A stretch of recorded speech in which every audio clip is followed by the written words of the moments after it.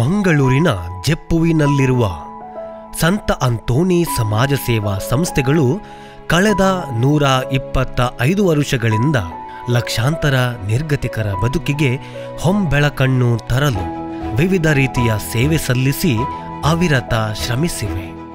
ಅವುಗಳ ಸೇವಾ ಕಾರ್ಯಗಳಿಂದ ಸಾವಿರಾರು ನಿರ್ಗತಿಕರು ಸಂತಸಮಯ ಬದುಕನ್ನು ಸಾರಲು ಸಾಧ್ಯವಾಗಿದೆ.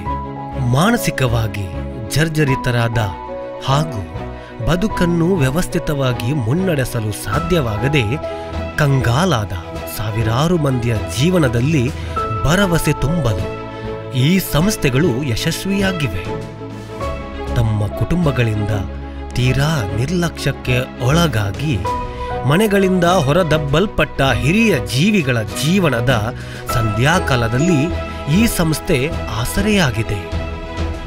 ವಿವಿಧ ರೋಗಗಳಿಗೆ ಬಲಿಯಾಗಿ ಕುಟುಂಬಕ್ಕೆ ಭಾರವೆಂದು ಪರಿಗಣಿಸಲ್ಪಟ್ಟ ಅನಾರೋಗ್ಯವಂತರಿಗೆ ಈ ಸಂಸ್ಥೆಗಳಿಂದ ಆಶ್ರಯ ದೊರೆತಿದೆ ಮಾತ್ರವಲ್ಲ, ಕ್ರಮೇಣ ಅವರು ತಮ್ಮ ರೋಗಗಳಿಂದ ಗುಣಮುಕ್ತರಾಗಿ ಆರೋಗ್ಯವಂತ ಜೀವನ ನಡೆಸಲು ಸಾಧ್ಯವಾಗಿದೆ. ಮಾನವ ಜೀವನವನ್ನು ಅಪಾರ ಗೌರವದೊಂದಿಗೆ ಪರಿಗಣಿಸಿದ ಈ ಸಂಸ್ಥೆಗಳ ಸೇವೆಯು ಜಾತಿ, ಮತ, ಜನ್ಮಸ್ಥಳದ ಭೇದವಿಲ್ಲದೆ ಎಲ್ಲ ಮಾನವರಿಗೆ, ವಿಶೇಷವಾಗಿ ಕನ್ನಡಿಗರಿಗೆ ಸಂದಿದೆ. ಪವಾಡ ಪುರುಷ ಸಂತ ಅಂತೋನಿಯವರ ಪರಿಚಯ. ಸಂತ ಅಂತೋನಿಯವರು 1195ರಲ್ಲಿ ಪೋರ್ಚುಗಲ್ನಲ್ಲಿ ಹುಟ್ಟಿ 1231ನೇ ಇಸವಿಯ 36ನೇ ವಯಸ್ಸಿನಲ್ಲಿ ಇಟಲಿಯ ಪಾದುವಾದಲ್ಲಿ ಮರಣ ಹೊಂದಿದರು. ಬಡಬಗ್ಗರ, ದೀನದಲಿತರ, ಕಷ್ಟ ಸಂಕಷ್ಟಗಳಿಗೆ ಸಿಲುಕಿದವರ ಬಗ್ಗೆ ವಿಶೇಷ ಕಾಳಜಿ ತೋರಿಸಿ ಅವರಿಗೆ ಆಶಾಕಿರಣದ ಸಹಾಯ ಹಸ್ರವಾಗಿ ಮೂಡಿಬಂದ ಮಹಾಪುರುಷ. ಅನ್ನವನಿಕ್ಕುವುದು, ಸತ್ಯವ ನುಡಿಯುವುದು, ತನ್ನಂತೆ ಪರರ ಬಗೆಯುವುದು ಸ್ವರ್ಗದ ಭಿನ್ನನವಲ್ಲ ಸರ್ವಜ್ಞ ಎಂಬ ಮಾತಿನಲ್ಲಿ ಅನ್ನದಾನ, ಸತ್ಯದ ನುಡಿ ಹಾಗೂ ಕಷ್ಟ ದುಃಖಗಳಲ್ಲಿ ಅನ್ಯರನ್ನು ನಮ್ಮಂತೆಯೇ ಭಾವಿಸುವುದು ಇಲ್ಲಿಯೇ ಸ್ವರ್ಗವನ್ನು ರೂಪಿಸುವುದು ಎಂದ ಮಾತಿನಂತೆ ಸಂತ ಅಂತೋನಿಯವರು ಬಡಬಗ್ಗರಲ್ಲಿ ದೇವರನ್ನು ಕಂಡು ಈ ಲೋಕದಲ್ಲಿಯೇ ಸ್ವರ್ಗವನ್ನು ರೂಪಿಸಲು ಪ್ರಯತ್ನಿಸಿದ ಮಹಾಚೇತನ. ಮಂಗಳೂರು ಧರ್ಮ ಪ್ರಾಂತ್ಯದಲ್ಲಿ ಸಂತ ಅಂತೋನಿಯವರ ನೋವೆನಾದ ಚರಿತ್ರೆ. ಮಂಗಳೂರಿನ ಕೇಂದ್ರ ಭಾಗದಲ್ಲಿರುವ ಮಿಲಾಗ್ರೀಸ್ ಇಗರ್ಜಿಯ ಸಹಾಯಕ ಗುರುಗಳಾಗಿದ್ದ ವಂದನೀಯ ಸ್ವಾಮಿ ಎಂ.ಪಿ. ಕುಲಾಸೋ ಇವರ ನೇತೃತ್ವದಲ್ಲಿ 1898ರ ಜೂನ್ 12ರಂದು ಸಂತ ಅಂತೋನಿಯವರಲ್ಲಿ ವಿಶೇಷ ನೊವೇನಾ ಪ್ರಾರ್ಥನೆಯನ್ನು ನಡೆಸಿ ಮರುದಿನ ಜೂನ್ 13ರಂದು ಸಂತ ಅಂತೋನಿಯವರ ಗೌರವಾರ್ಥ ಮಹಾಹಬ್ಬವನ್ನು ಮಿಲಾಗ್ರೀಸ್ನಲ್ಲಿ ವಿಜೃಂಭಣೆಯಿಂದ ಆಚರಿಸಲಾಯಿತು. ಅಂದಿನಿಂದ ಇಂದಿನವರೆಗೆ ಇಗರ್ಜಿಯಲ್ಲಿ ಪ್ರತಿ ಮಂಗಳವಾರದಂದು ಸಂತ ಅಂತೋನಿಯವರ ವಿಶೇಷ ನೊವೇನಾ ಪ್ರಾರ್ಥನೆಯು ನಡೆಯುತ್ತಿದೆ. ಈ ನೊವೇನಾ ಬಲಿಪೂಜೆಗೆ ಮಂಗಳೂರು ಮಾತ್ರವಲ್ಲದೆ ವಿವಿಧ ಊರುಗಳಿಂದ ಭಕ್ತಾದಿಗಳು ಸಂತ ಅಂತೋನಿಯವರ ಪಾದದಡಿ ಬಂದು ಕಷ್ಟ ಕಾರ್ಪಣ್ಯಗಳನ್ನು ಇಡುತ್ತಾರೆ. ಪ್ರತಿ ವರ್ಷ 2 ಹಬ್ಬಗಳನ್ನು ಆಚರಿಸಲಾಗುತ್ತಿವೆ. ಫೆಬ್ರವರಿ 15ರಂದು ಸಂತ ಅಂತೋನಿಯವರ ಪುಣ್ಯ ಸ್ಮರಣಿಕೆಗಳ ಹಬ್ಬ ಹಾಗೂ ಜೂನ್ 13ರಂದು ಸಂತ ಅಂತೋನಿಯವರ ವಾರ್ಷಿಕ ಹಬ್ಬವನ್ನು ಆಚರಿಸಲಾಗುತ್ತಿವೆ.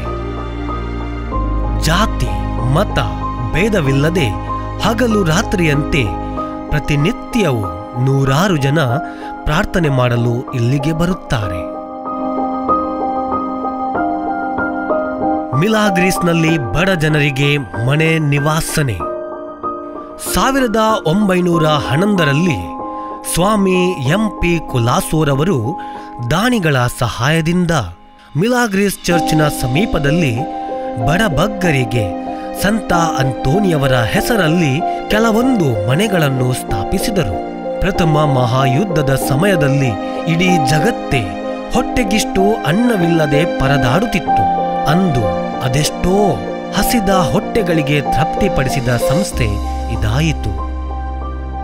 ಜೆಪ್ಪುವಿಗೆ ಸ್ಥಳಾಂತರ.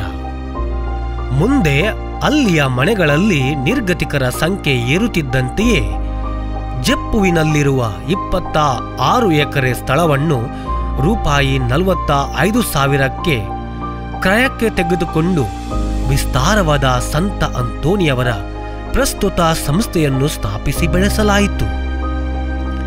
112 ವರ್ಷಗಳ ಹಿಂದೆ ಮಿಲಾಗ್ರಿಸ್ನಲ್ಲಿ ಆರಂಭವಾದ ಸಂತ ಅಂತೋನಿ ಆಶ್ರಮ 1935ರಲ್ಲಿ ಜೆಪ್ಪುವಿಗೆ ಸ್ಥಳಾಂತರಗೊಂಡು 88 ವರ್ಷಗಳು ಉರುಳಿ ಹೋಗಿವೆ. ಹೀಗೆ ಈ ಸಂಸ್ಥೆಯ ಬೆಳವಣಿಗೆಯ ಮಹತ್ವದ ಮೈಲುಗಲ್ಲುಗಳನ್ನು ಈ ಕೆಳಗಿನಂತೆ ಗುರುತಿಸಬಹುದು. 12/6/1898 ಮೊದಲ ಬಾರಿಗೆ ಮಂಗಳೂರಿನ ಮಿಲಾಗ್ರಿಸ್ನಲ್ಲಿ ಸಂತ ಅಂತೋನಿಯವರ ಮಾನಕ್ಕೆ ಆರಾಧನೆಯ ಆರಂಭ. 1900ರಿಂದ ಬಡಬಗ್ಗರಿಗೆ ಅನ್ನ ಆಹಾರದ ಹಂಚಿಕೆ ಯೋಜನೆ ಆರಂಭ. 1912 ಮಿಲಾಗ್ರಿಸ್ನಲ್ಲಿ ನಿರ್ಗತಿಕರಿಗಾಗಿ ನಿವಾಸಗಳನ್ನು ವಿಸ್ತೃತವಾಗಿ ನಿರ್ಮಿಸಲು 26 ಎಕರೆ ಜಾಗದ ಖರೀದಿ. 1935 ನಿರ್ಗತಿಕರ ನಿವಾಸಗಳನ್ನು ಜೆಪ್ಪುವಿಗೆ ವರ್ಗಾಯಿಸಲಾಯಿತು. 1955 ಫಾದರ್ ಮೇರಿಯನ್ ಕ್ಯಾಸ್ಟಲಿನೋರವರ ನಾಯಕತ್ವದಲ್ಲಿ ಎಲ್ಲ ಕಟ್ಟಡಗಳ ಮರುನಿರ್ಮಾಣ. 2020 ಹೊಸ ಮಾನಸಿಕ ರೋಗಿಗಳ ಆರೈಕೆ ಕೇಂದ್ರದ ಆರಂಭ, ವಸ್ತು ಸಂಗ್ರಹಾಲಯ ಪ್ರಾರಂಭ.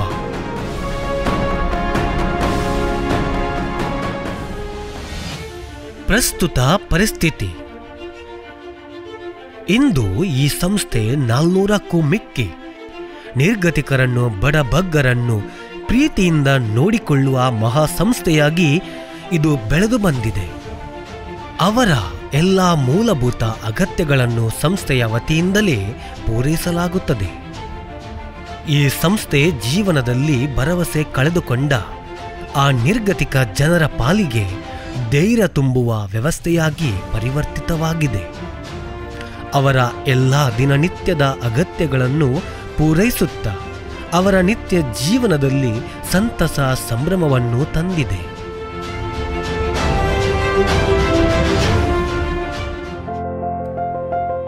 ಮನೆಗಳು. ಈ ಸೇವಾ ಸಂಸ್ಥೆಗಳ ವಿವಿಧ ವರ್ಗದ ನಿವಾಸಿಗಳ ವಸತಿಗಾಗಿ ಹಾಗೂ ಅವರ ಬದುಕಿನ ವಿವಿಧ ಅಗತ್ಯಗಳಿಗಾಗಿ ಅವರ ಅನುಕೂಲಗಳನ್ನು ಗಮನದಲ್ಲಿಟ್ಟು ಬೇರೆ ಬೇರೆ ನಿವಾಸಗಳನ್ನು ಕಟ್ಟಿ ಬೆಳೆಸಲಾಗಿದೆ. ಅವರವರ ನಿವಾಸಗಳಿಗೆ ಮೇಲುಸ್ತುವಾರಿಗಾರರಿದ್ದು ಸಮಯಕ್ಕೆ ಸರಿಯಾಗಿ ಆಹಾರ, ನಿದ್ದೆ, ಶೌಚ, ವಸ್ತ್ರ ಬಳಕೆ ಮತ್ತಿತರ ವ್ಯವಸ್ಥೆಗಳು ನಿಯಮಿತವಾಗಿ ನಡೆಯುವಂತೆ ನೋಡಿಕೊಳ್ಳಲಾಗುತ್ತದೆ. ಮಹಿಳಾ ನಿವಾಸಿಗಳಿಗಾಗಿ 3 ನಿವಾಸಗಳನ್ನು ಒದಗಿಸಲಾಗಿದೆ. ಸಂತ ಮೇರಿ, ಸಂತ ಅನ್ನ ಹಾಗೂ ಪ್ರಾವಿಡೆನ್ಸ್ ಎಂಬ ಈ ನಿವಾಸಗಳು ಸುಸಜ್ಜಿತ ವ್ಯವಸ್ಥೆಗಳನ್ನು ಹೊಂದಿದೆ.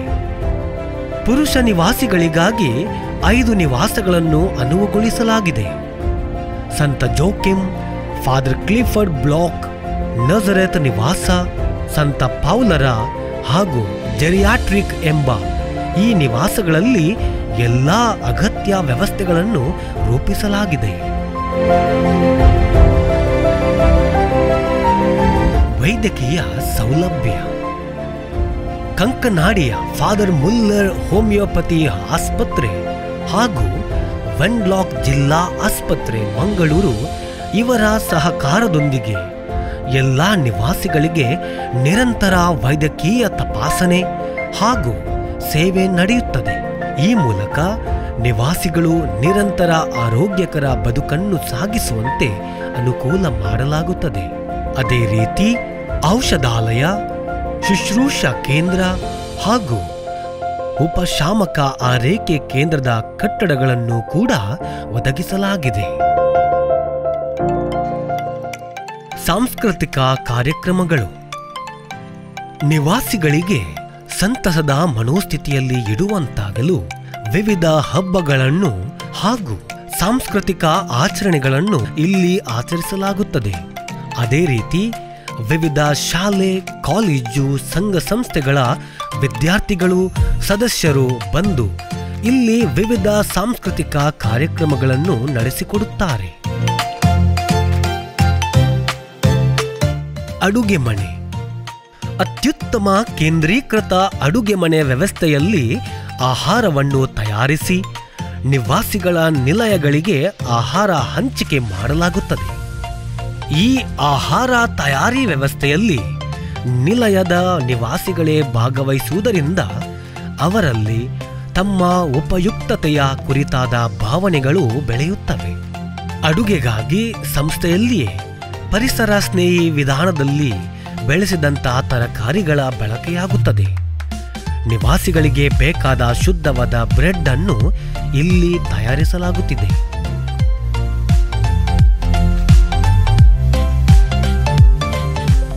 ಪ್ರತಿಭೆ ಹಾಗೂ ಕೌಶಲ್ಯಗಳು ಈ ನಿವಾಸಿಗಳು ಸಮಾಜದಿಂದ ದೂರ ತಳ್ಳಲ್ಪಟ್ಟವರು. ಆದರೆ ಸಂಸ್ಥೆ ಅವರಲ್ಲಿರುವ ಪ್ರತಿಭೆ ಹಾಗೂ ಕೌಶಲ್ಯಗಳನ್ನು ಗುರುತಿಸಿ ಅವರು ತಮ್ಮ ಅಗತ್ಯಗಳನ್ನು ತಾವೇ ಪೂರೈಸಿಕೊಳ್ಳುವ ಸಾಮರ್ಥ್ಯ ಬೆಳೆಸಿಕೊಳ್ಳಲು ಶಕ್ತರಾಗುವಂತೆ ಮಾಡುತ್ತದೆ. ಹೊಲಿಗೆ ಘಟಕವು ಸಂಸ್ಥೆಯ ಎಲ್ಲಾ ನಿವಾಸಿಗಳ ಉಡುಗೆ ಅಗತ್ಯಗಳನ್ನು ಪೂರೈಸುತ್ತದೆ.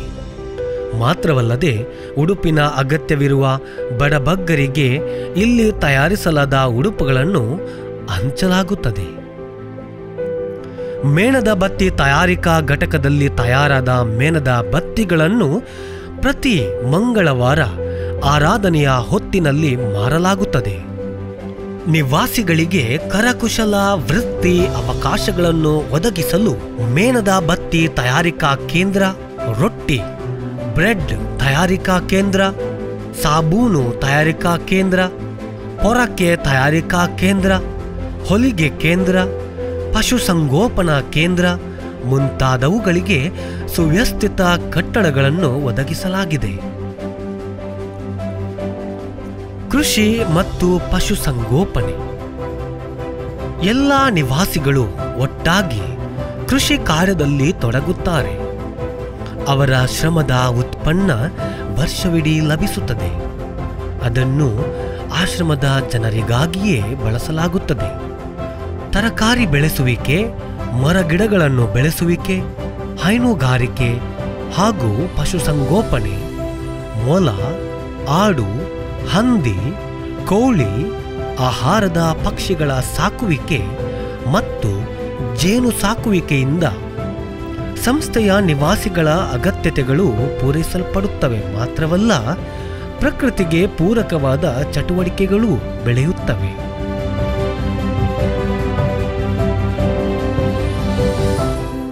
ವಸ್ತು ಸಂಗ್ರಹಾಲಯ ಅಥವಾ ಮ್ಯೂಸಿಯಂ.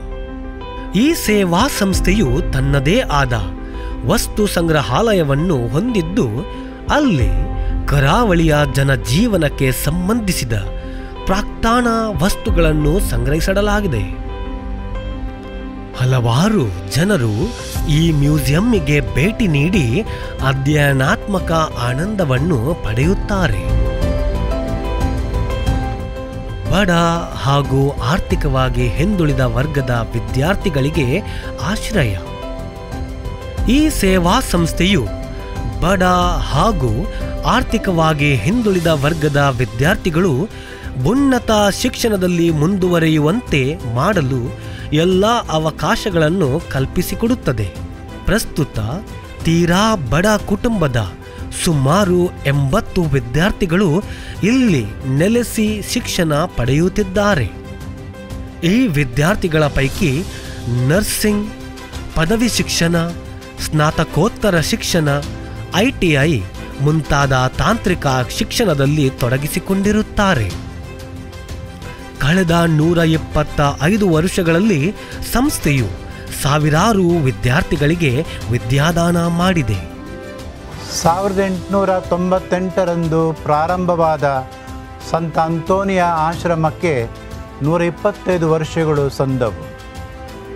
ಈ ಆಶ್ರಮದಲ್ಲಿ ನಾವು ಸೇವಾ ಮನೋಭಾವದಿಂದ, ಮಾನವೀಯತೆಯಿಂದ, ನಿರ್ಗತಿಕರ ಕುಟುಂಬದಿಂದ ಬೇರ್ಪಟ್ಟವರ, ರೋಗಸ್ಥರ, ವಿದ್ಯಾಭ್ಯಾಸ ಮಾಡುವ ಬಡ ಕುಟುಂಬದ ವಿದ್ಯಾರ್ಥಿಯವರ ಸೇವೆಯನ್ನು ಮಾಡುತ್ತೇವೆ.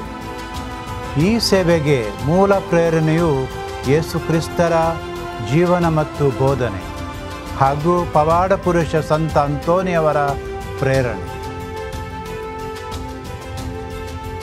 ಮತ್ತಾಯನ ಶುಭ ಸಂದೇಶ ಅಧ್ಯಾಯ 25 ವಾಕ್ಯ 40ರಲ್ಲಿ ಯೇಸು ಕ್ರಿಸ್ತರು ಹೇಳಿದಂತೆ, ಈ ನನ್ನ ಸೋದರರಲ್ಲಿ ಒಬ್ಬನಿಗೆ ಅವನು ಎಷ್ಟೇ ಕಷ್ಟ ನಷ್ಟದಲ್ಲಿರಲಿ, ನೀವು ಅವನಿಗೆ ಸ್ಪಂದಿಸುವಾಗಲೆಲ್ಲ ನನಗೇ ಮಾಡಿದಿರಿ ಎಂಬ ಸಂದೇಶವು ಚರಿತ್ರೆ ಉದ್ದಕ್ಕೂ ಹಬ್ಬಿದೆ.